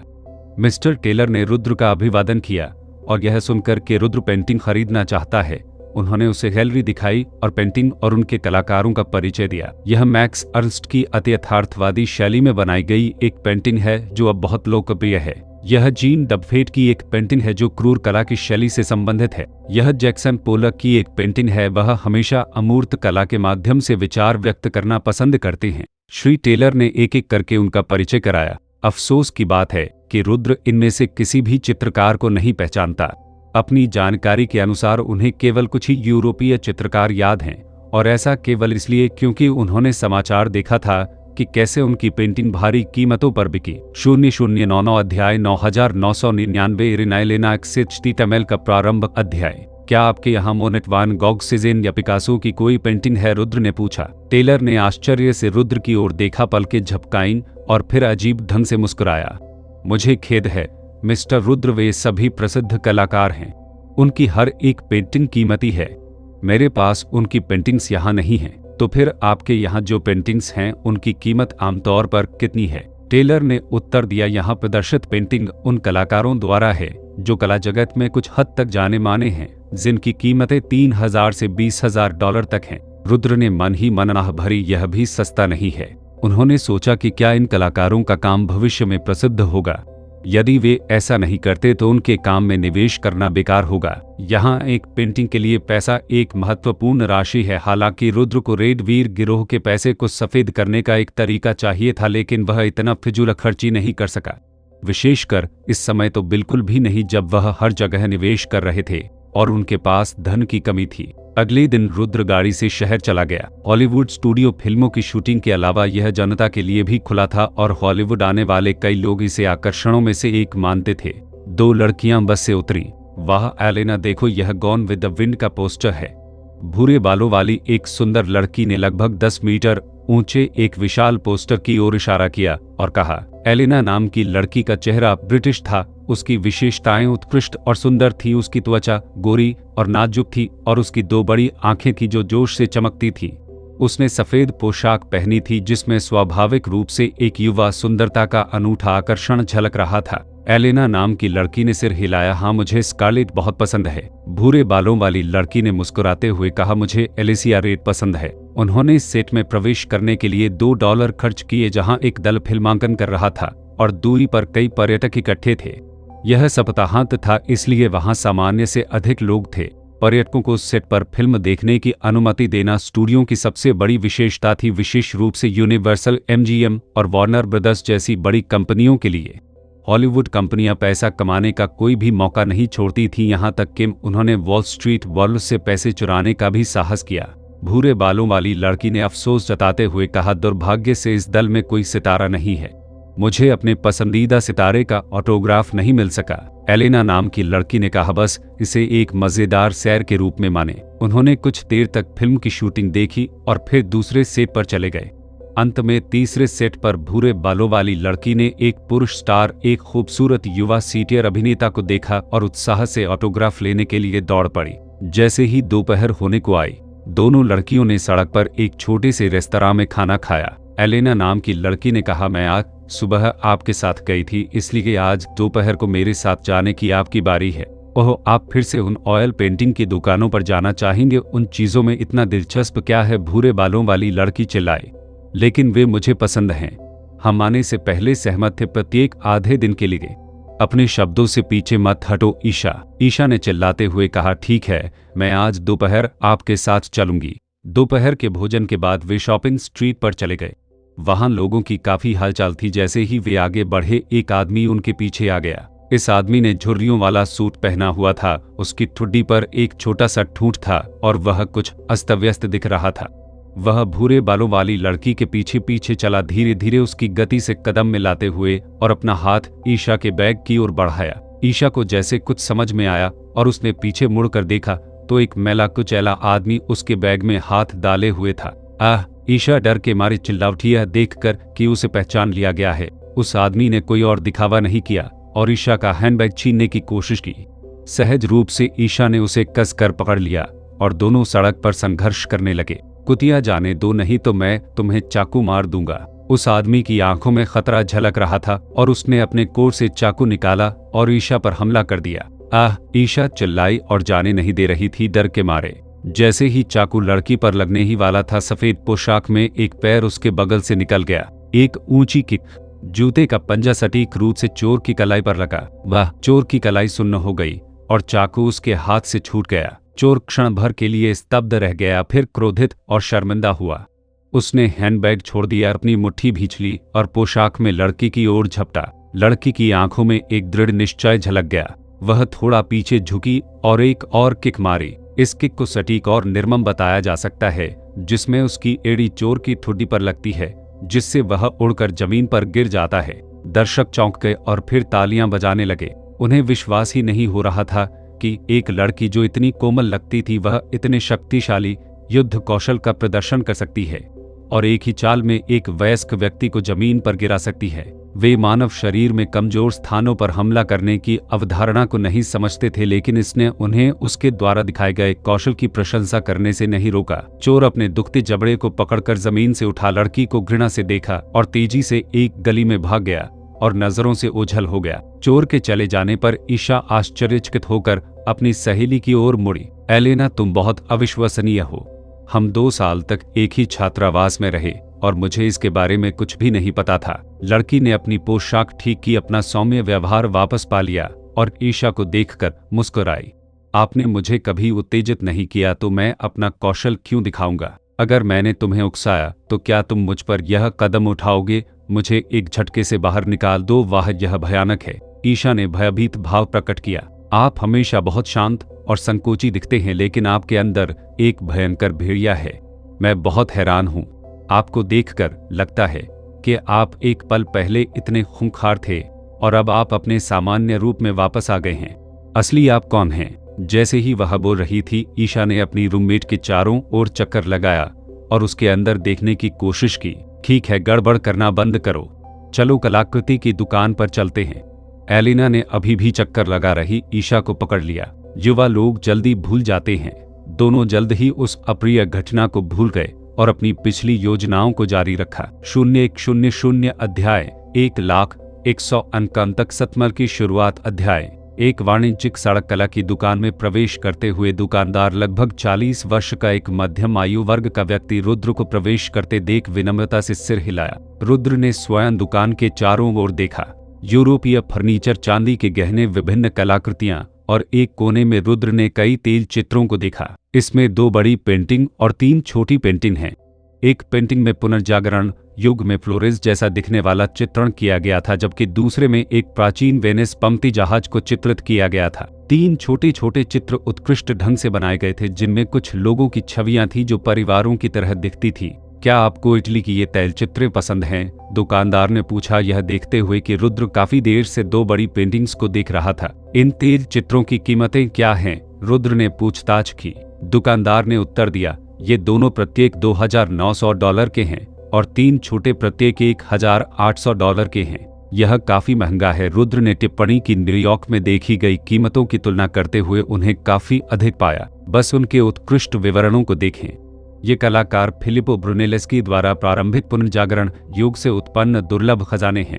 वे एक इतालवी व्यापारी के खजाने हुआ करते थे जो हाल ही में अमेरिका चले गए थे। मैंने उनकी जांच की है और उन पर इस्तेमाल किया गया पेंटिंग तेल 300 साल से अधिक पुराना है। दुकानदार ने रुद्र की रुचि को महसूस करते हुए उत्साहपूर्वक समझाया। रुद्र ने 2 बड़े चित्रों के निचले भाग की जांच की और वास्तव में उन पर फिलिपो ब्रुनेलेस्की के नाम के हस्ताक्षर पाए। उन्हें दुकानदार से प्रमाणीकरण का कागज भी मिला, जिसमें इस्तेमाल किए गए तेल की पेंटिंग की उम्र का संकेत था। साथ ही क्रेकवेलर के रूप में जाना जाने वाला बढ़िया पैटर्न भी था जो केवल पुरानी पेंटिंग्स पर दिखाई देता है। मैं प्रत्येक 2 बड़ी पेंटिंग के लिए $1,900 की पेशकश करूंगा। यदि आप सहमत हैं तो मैं उन दोनों को ले लूंगा। रुद्र ने बातचीत की।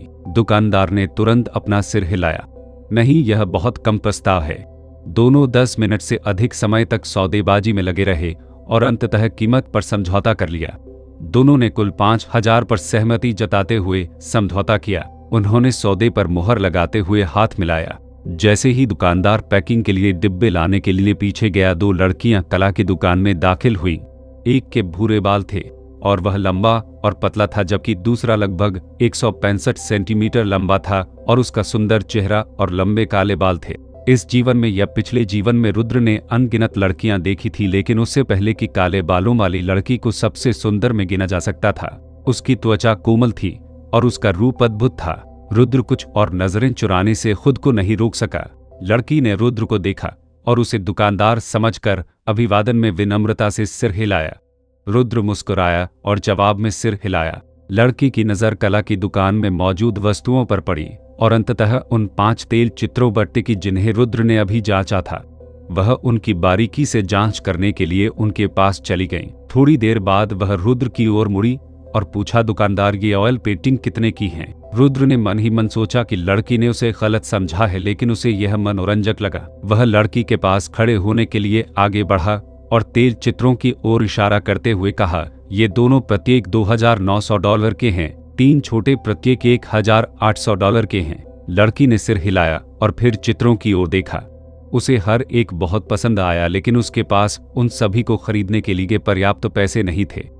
उसने अनिच्छा से केवल एक ही खरीदने का निर्णय लिया, बाकी को छोड़ना पड़ा। अनिच्छा महसूस करते हुए उसने सोचा कि वह कम से कम अधिक देर तक देख सकती है। रुद्र लड़की से केवल 1 मीटर की दूरी पर खड़ा था और जब उसने अपना सिर थोड़ा झुकाया तो वह असाधारण रूप से सुंदर लग रही थी। आखिरकार उसने अपनी नज़र पेंटिंग से हटा ली और रुद्र द्वारा अभी खरीदी गई 2 पेंटिंग्स में से एक की ओर इशारा करते हुए पूछा, दुकानदार, क्या आप इसकी कीमत कम कर सकते हैं? मैं $2,600 देने को तैयार हूँ। लड़की ने रुद्र की ओर देखा। रुद्र ने तुरंत अपनी नज़र लड़की से हटा ली। पकड़ा जाना अशुभनीय लगा।